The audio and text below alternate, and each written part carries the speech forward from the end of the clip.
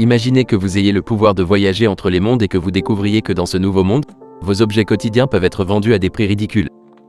Nous rencontrons une fille nommée Mitsuha alors qu'elle tombe d'une falaise. Lorsqu'elle se réveille, elle se trouve dans un champ et essaie de se souvenir de ce qui s'est passé. Elle se souvient d'avoir été poussée de la falaise et nous voyons également qu'elle a perdu ses parents et son frère dans un accident. Elle pense qu'elle est peut-être morte, mais en pensant à ce que dirait son frère Otaku, elle en déduit qu'elle ne peut pas être morte. Comme elle peut ressentir la faim et la douleur, elle doit être dans un autre monde. Il n'y a rien autour d'elle et elle marche pendant des jours jusqu'à ce qu'elle rencontre une fille nommée Calette. Elle est accueillie par la fille, mais elle parle une langue différente qu'elle ne comprend pas. Malgré cela, elle parvient à se présenter et Calette est ravie d'apprendre son nom. Le lendemain matin, Mitsuha se réveille complètement guérie. Elle regarde autour d'elle et constate que ce monde est moins avancé. Calette s'inquiète pour elle mais elle montre qu'elle va déjà mieux. Elle accompagne Calette pour l'aider à cueillir des plantes et pendant qu'il ramasse les plantes, elle pense que c'est ce que son frère doit ressentir lorsqu'il a une petite sœur, qu'il veut la protéger à tout prix. Des loups apparaissent et Mitsuha aide Calette à grimper dans un arbre.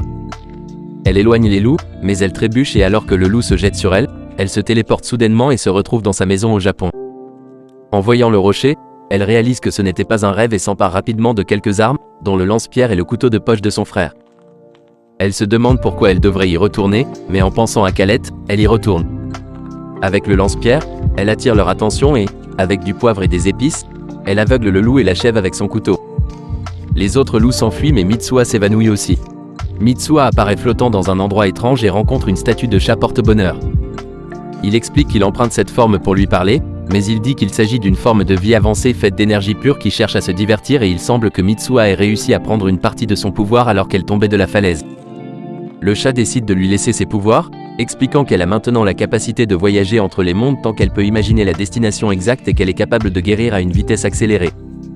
La considérant comme son divertissement, il lui demande s'il y a autre chose qu'elle souhaite et Mitsuha demande la capacité de comprendre différentes langues, ce que le chat lui accorde avant de partir. Lorsque Mitsuha se réveille, elle est de retour dans la maison de Calette, qui est maintenant capable de la comprendre. Elle remercie Calette de l'avoir soignée et Calette est surprise de l'entendre parler. Mitsuha fait semblant d'avoir retrouvé la mémoire. Le père de Calette la remercie d'avoir protégé sa fille et lui verse de l'or pour avoir éliminé le loup. En pensant à sa situation, elle se demande comment son frère pourrait utiliser sa capacité. Bien que ses parents lui aient laissé un héritage, ce n'est pas vraiment suffisant. En pensant au fait que ce monde est moins développé, elle pense à gagner de l'argent en apportant d'autres biens de la terre et en vendant l'or qu'elle gagnerait. Pensant que son pouvoir peut disparaître à tout moment, elle décide qu'elle doit gagner suffisamment d'argent pour pouvoir prendre sa retraite dans les deux mondes. Elle décide qu'il lui faudrait 1 milliard de yens ou 10 millions de dollars pour vivre confortablement et qu'il lui faudrait donc économiser 2 milliards de yens pour prendre sa retraite dans les deux mondes.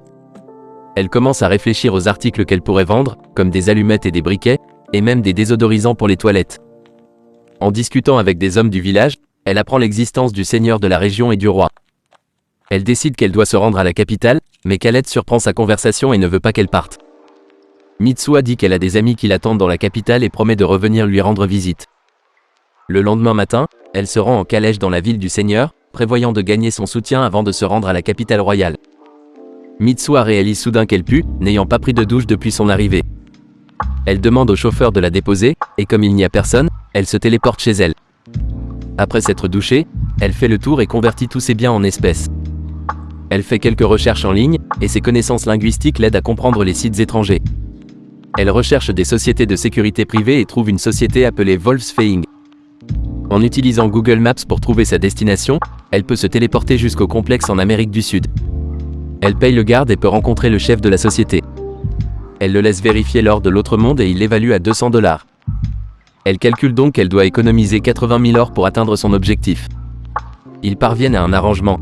Elle achète des armes et une formation au tir pour l'autodéfense. Elle fait d'autres recherches sur les sociétés médiévales pour décider des produits à vendre. Pour préparer son retour, elle achète des bijoux et commande même une tenue personnalisée. Une fois tous ses préparatifs terminés, elle retourne dans l'autre monde. Elle arrive à la résidence du seigneur, mais les gardes la renvoient car elle n'a pas de rendez-vous.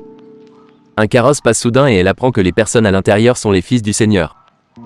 Mitsuha trouve un plan, se téléporte devant la voiture et attend.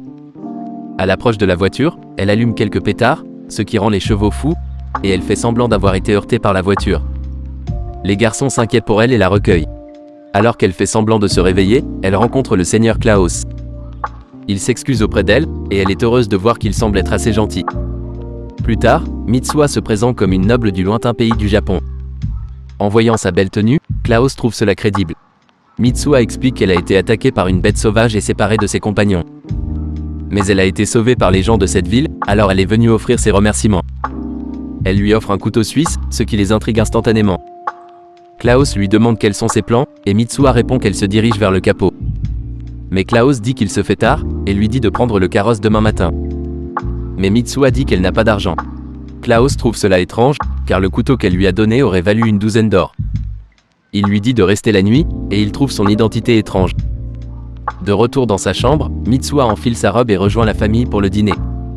Klaus présente le reste de la famille, sa famille Rhys, leur fils, Alexis et Théo, et leur fille Béatrice. En mangeant la nourriture, elle est déçue de la qualité, même si ce sont des nobles. Mais elle le mange par politesse. Après le repas, Klaus lui demande qui elle est vraiment. Mitsuha raconte qu'elle a fui son pays pour éviter un conflit de succession après le décès de ses parents. Elle prévoit donc de prendre un nouveau départ dans ce pays. Klaus est touché par l'histoire, et Mitsuha dit qu'elle vendrait son collier pour de l'or. Mais Iris s'alarme soudain, révélant que les perles sont si rares qu'il devrait être impossible d'en avoir un collier complet. Mitsuha lui propose de le lui donner, ce qui la choque encore plus, et Klaus s'interroge sur la valeur du collier. Iris révèle qu'il devrait être un trésor national, disant qu'il n'y a aucune quantité d'or qui pourrait l'acheter. Klaus suggère de le mettre aux enchères, mais Iris rejette également l'idée, disant que si les gens la prenaient, ils tueraient pour l'avoir. Mitsuha avait prévu d'échanger le collier pour obtenir le soutien et le financement du seigneur. Elle se demande s'il ne pourrait pas simplement démonter le collier, ce qui fait perdre la tête à Iris. Mitsuha se demande ce qu'elle peut faire pour de l'argent et insiste pour donner le collier à Iris. Klaus s'inquiète de la valeur du collier, mais Mitsuha leur dit qu'elle ne veut qu'une quantité suffisante d'or pour pouvoir ouvrir son propre magasin, en leur racontant qu'Iris lui rappelle sa propre mère, et ils acceptent la proposition. Après cela, Théo dit que son couteau suisse était incroyable, et se demande si elle a d'autres choses à vendre. Mitsuha sort un couteau pliable, et lui dit qu'elle pourrait le vendre pour un or, ce que Théo accepte instantanément. Compte tenu de la valeur de l'or, elle peut le vendre pour plus de 10 fois ce qu'elle l'a payé. Béatrice se demande quel genre de magasin elle ouvrirait, et Mitsuha lui dit qu'elle vendrait des cosmétiques et des accessoires pour femmes, mais pense aussi qu'elle pourrait essayer de vendre de la nourriture. Klaus l'avertit que les rendements des cultures ont chuté, et Mitsuha le surprend en lui faisant part des connaissances de son frère en matière d'agriculture, en lui disant qu'il faut faire une rotation des cultures, sinon le sol devient trop mince.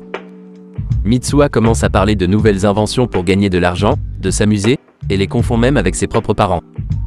Elle se met à pleurer en pensant à sa famille, et Klaus la réconforte. Malgré les larmes, Mitsuha part le lendemain, avec l'argent et le soutien du seigneur Klaus. Elle a des serviteurs pour l'accompagner, et se dirige vers le capot royal, excitée par le voyage qui l'attend. Mais c'est là que se termine cette vidéo. Faites-moi savoir dans les commentaires si vous souhaitez voir la suite de cette série. Merci d'avoir regardé, et à la prochaine fois.